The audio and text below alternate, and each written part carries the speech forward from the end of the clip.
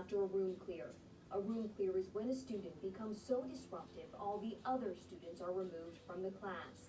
The student having the outburst stays in the room. These photos sent to us by teachers across the area show what can happen before, during, and after those room clears. Hello friends, I wanted to talk to everyone a little bit about how Jacob is doing in his school. I had a IEP meeting with his teacher the other day, and we are trying to incorporate him into a mainstream classroom. Luckily, his mainstream teacher that he's assigned to is the same teacher that Kaylee had last year. So they have that thing in common and they talk about it, and Jacob has something to talk to the teacher about, like, oh, you know my sister. So that was really good. A little bit of what was talked about. Jacob has a history of work resistance and assessing what he can and cannot do academically can be a real challenge. Through highly structured and consistent work system presented with a visual checklist for each session, he has been able to produce math work at or above grade level on about 40% of provided opportunities.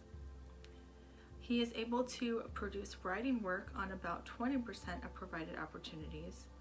On the other days, he is unable to produce work due to work aversion or overall dysregulation.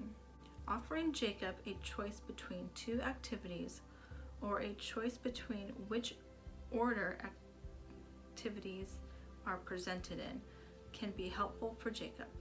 Jacob also requires significant physical space when he is completing academic work, as he is very sensitive to environmental and social triggers during this time.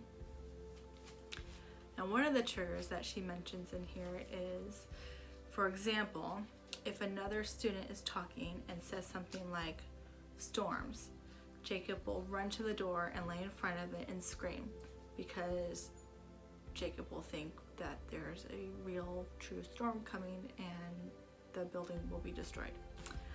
He's like that with a lot of things.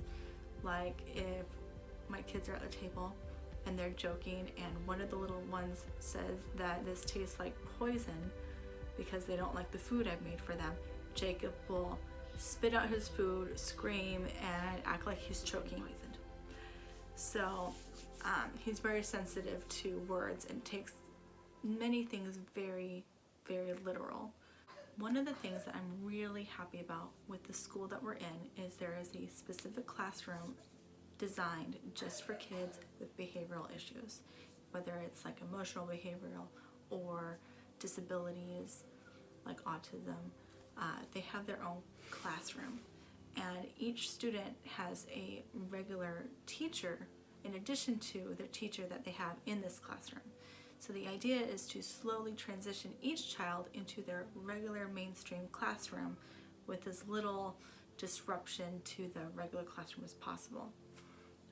My fear is that once Jacob starts going into the classroom more regularly, that he is going to be triggered by something and be completely disruptive and cause one of those room clears.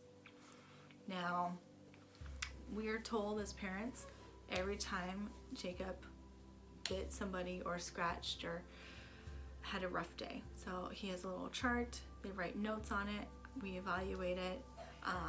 Jacob has a goal that he needs to meet each day in order to have like access to the iPad or tablet.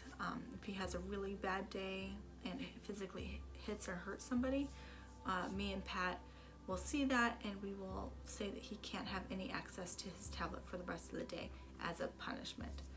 That has seemed to work fairly well, though when he's without his tablet, he kind of gets very scattered and he doesn't know what to do with his body, and he moves around a lot and he'll stem a little bit.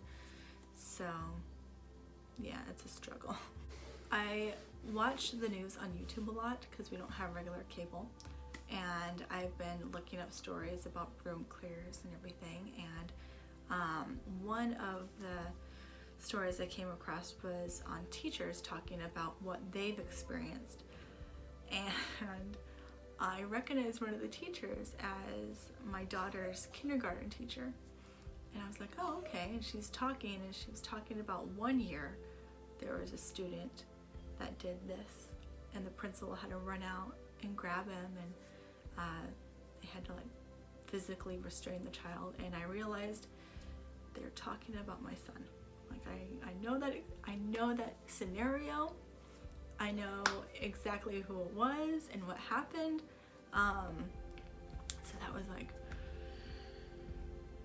that hurt my heart, not because the teacher expressed her feelings of the situation, but that it was memorable to her, and it was my child that caused that scenario to happen.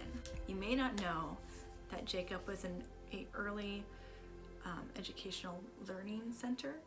So it was like a fresh start, kind of like preschool, but more towards children with autism or disabilities, just to better prepare them for the transition into kindergarten. The kindergarten at the time went into the special classroom and evaluated my son. They only took one day to do it.